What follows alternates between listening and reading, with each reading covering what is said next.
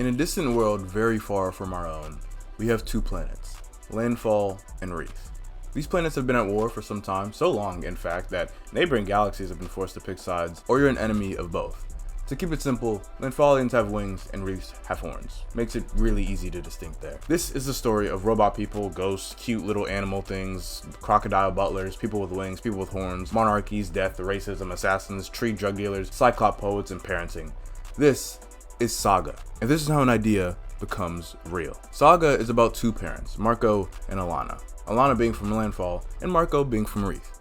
Now, a little background. Landfall is one of the most advanced technological societies in the cosmos, and its mood in Wreath is much more traditional, and the people of Wreath are able to use magic instead of having such amazing technological weapons. The planets never really liked each other, despite the war being a more recent development. Marco and Alana were soldiers for each side, and when Marco got captured by her, they fell in love. So you know what happens when two people love each other very much, a little too much, they have a baby.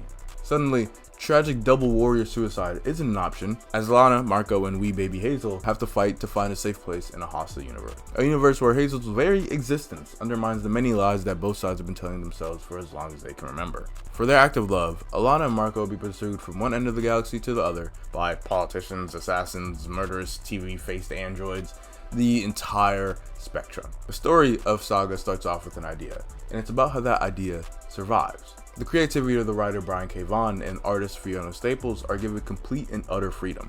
Now, you might be asking, what actually makes Saga good? Well, a lot. First of all, the perfected universal world building. The world, or maybe in this case worlds, are perfectly fleshed out. It feels like you're exploring with the characters, whether it be war comets, literal fucking death planet babies, or a world similar to ours. You see, feel, and experience it all.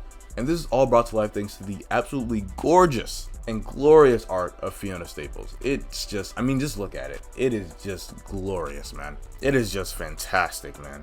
And the colors complement the art, if not make it better. And Saga isn't afraid of showing and talking about what it wants to show and talk about. Saga is extremely graphic, to the point where they weren't even allowed to sell issue 12 in the Apple Store because of its boldness to show, how do I put this? Mouth to dick content. I think I'll say that. Prince IV and Sextillion are perfect examples of Brian K. Vaughn's willingness to show anything and everything necessary to push forward his idea, even if it is something really graphic, which is something he hasn't really done in his other works like Why the Last Man and Paper Girls. Prince IV's extremely weird sexual journey, for example, when he's jacking it in his room, since he's a robot with a giant TV head, what he's imagining is displayed on his face in gay porn flashes, and he says, "Hey man, not today."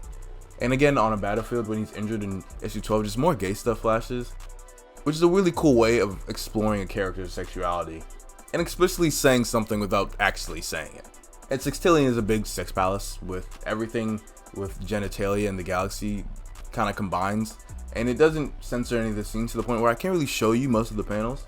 Another example is when a couple characters go on a journey to find dragon semen to save one of their friends, and when they get there, there's only one dragon, and when they find it, it's sucking itself off. Saga is one of the few comics that's bold enough to show stuff like this. Saga also uses the fact that it's a comic to its advantage, with its large time jumps, incredibly big scales, and amazing lettering. It being anything more than a comic just wouldn't work.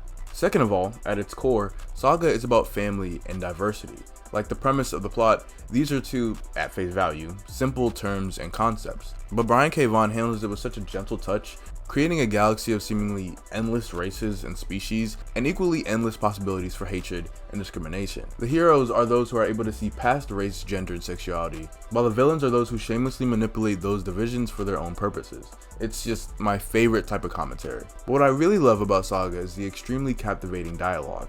It's funny and just incredibly satisfying. The characters speak like everyday humans despite their obvious non-human appearance. Humanity is the basis of what Saga is, and I think that's why so many people around the world like it. We see Hazel being raised by her parent, Marco, a pacifist who keeps being forced back into violence, and Alana, a rebel without a cause who has suddenly found one. The cast expands slowly, bringing in Marco's parents, a ghost-turned babysitter, 2 reporters, a trashy romance author, and a lot more vibrant personality. The story also follows the lives of several antagonists, most notably the bounty hunter known as the Will, and his pet, the amazing, fantastic Lion Cat, and the polite but psychotic Prince Robot IV.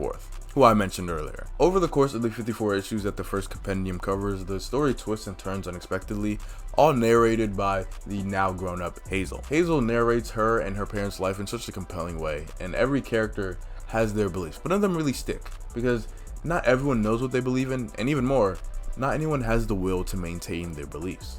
Marco is probably the best example of this. He was a cold-blooded murderer who tries to abide to pacifism, but keeps falling down the rabbit hole in order to save his family. And he's not the only character who is this compelling, which leads me to my next point. While the story has a great deal of carnage, it also has a shit ton of heart. The series dwells on the idea of family, like I said, but not just biological, also accumulated. The lifelong friends and enemies they make along the way, and those recurring people who keep showing up unexpectedly. Saga's grand science fantasy, war-torn backdrop is a compelling part of the experience, but the more interesting theme this series explores is that all of us are the protagonists of our own personal saga, and how we live our lives determines how our roles will be seen by others. Hero, villain, morally ambiguous bounty hunter, or prostitute. Saga's characters are just fantastic, and the cast is extremely vast, and they differ wildly in personality. Marco, Alana, Hazel, the Fourth, Heist, Purdy, Isabel, The Will, Gwendolyn, Sophie, other Sophie, etc. Hazel probably being one of my favorites out of the cast because of her fucking amazing dialogue, which is only better continued in Compendium 2. As I said before, she narrates the story from a future standpoint and is what makes Saga so captivating and brings to the story a level of authenticity that doesn't really show in normal comics. Despite having magic horned people or weird spider murderers, Saga, due to its willingness not to censor anything, creates vulnerable characters in vulnerable situations, causing the reader to relate with them way more than you would normally. But that's the thing, Saga isn't really normal at all, but that's its biggest strong suit. Because it's not normal, it can do and show whatever it wants to, allowing there to be no barriers, leaving every character vulnerable. Saga creates a paradox between extreme realism and extravagant fantasy, allowing the characters and story to feel real, allowing the reader to sit down and sympathize with the characters and see the story through their lens. This is how a family from two completely different planets and societies becomes real.